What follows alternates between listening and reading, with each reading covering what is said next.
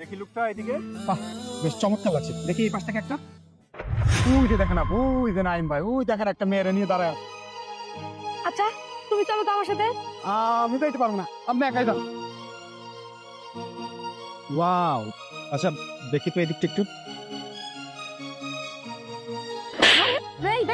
তোর সমস্যা কি? হ্যাঁ, তুই অফিসের কথা বলে এই মহিলাকে নিয়ে এখানে নষ্টামি করে বেড়াচ্ছিস কেন?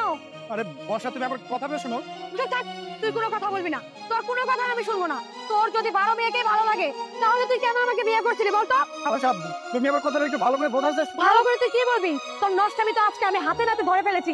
আরে কি হয়েছে এখানে আমি আগে বুঝি বিষয়টা, তারপর। আপনি চুপ থাকুন, আপনি আমাদের মধ্যে একদম কথা বলতে আসবেন না। আর তুই কি ভাবছিস তোর যদি আমাকে ভালোই না লাগে তাহলে তুই আমাকে ডিভোর্স দিয়ে দে। আমার সাথে কেন সংসার করছিস? হ্যাঁ, আমার কি খবর লাগবে তুমি একটাবার আমাকে জিজ্ঞেস করো না। তুমি এখানে কি করতেছো? তুমি এখানে একটা মেয়ে নিয়ে ফষ্টি করতেছো। আরে তোমার যদি ফষ্টি করার ইচ্ছা থাকে তুমি বিয়ের আগে করতে, আমাকে বিয়ে করার কি দরকার ছিল? এই চুপ করো তো তুমি। তুমি কি ভাবছো আর 10টা ছেলের মতো আমার চরিত্র খারাপ? হ্যাঁ, তুমি খারাপ না সব ছেলের মতো, কিন্তু আজকে যে আমি নিজের চোখে দেখলাম তুমি এখন দুনিয়ার সব ছেলে থেকে বেশি খারাপ। এই তুমি থামো তো, এখন আমারে বলতে দাও। তুমি কি জানো আমার চাকরিটা চলে গেছে? চাকরিটা চলে যাওয়ার পরে আমি কি করব না করব কিছুই বুঝে উঠতে পারছিলাম না। কিন্তু এদিকে আমি তোমাকেও জানাতে পারছিলাম না যে আমার চাকরি চলে গেছে। যদি জানাতাম তুমি আমাকে নানান ভাবে নানান কথা শোনাতাম, মানসিক ভাবে হয়তো একটু ভেঙেও পড়তা। কিন্তু আমার মাথার মধ্যে তো দুশ্চিন্তা, আমার তো সংসার আছে, আমার তো ফ্যামিলি আছে, ছোট ভাই বোনের পড়ালেখার খরচ আছে। কি করবো না করবো আমি কিছুই বুঝে উঠতে পারছিলাম না। তারপর হঠাৎ করে আমার এই ম্যাডামের সাথে দেখা হয়। উনি একজন ইন্টারন্যাশনাল ট্রাভেল ব্লগার।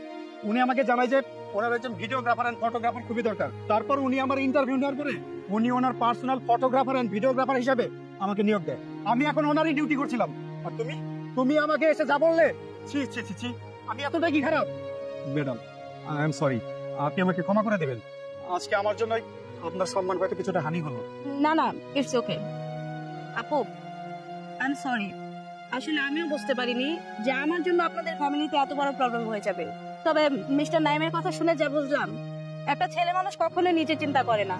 একটা ছেলে মানুষ সবসময় চেষ্টা করে তাদের সবটুকু দিয়ে তাদের ফ্যামিলিকে যেন ভালো রাখতে পারে। আর নাইম এতক্ষণ যা বললো আমার মনে হচ্ছে নাইম আপনাদের জন্য অনেক কষ্ট করে।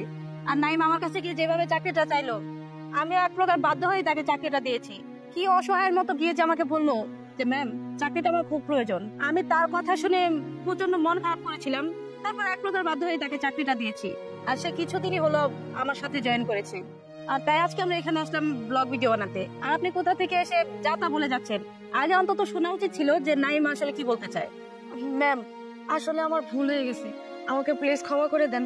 আমি বুঝতে পারিনি, আর নাইমকে আর আপনাকে অনেক ক্লোজ ভাবে দেখে ফেলেছি, তো আমি এটা সহ্য করতে পারিনি। এই জন্য এসে অনেক কিছু বলে ফেলছি। আপনি প্লিজ আমাকে ক্ষমা করে দেবেন। ইটস ওকে, আমি কিছু মনে করিনি। আচ্ছা নাইম, আজকে আপনি আপনার ওয়াইফকে নিয়ে বাসা চলে যান। আজকে আর আপনার কোনো কাজ করতে হবে না। যদি পারেন তাহলে সন্ধ্যা একবার অফিসে আসবেন। ফোনটা দেন। ঠিক আছে?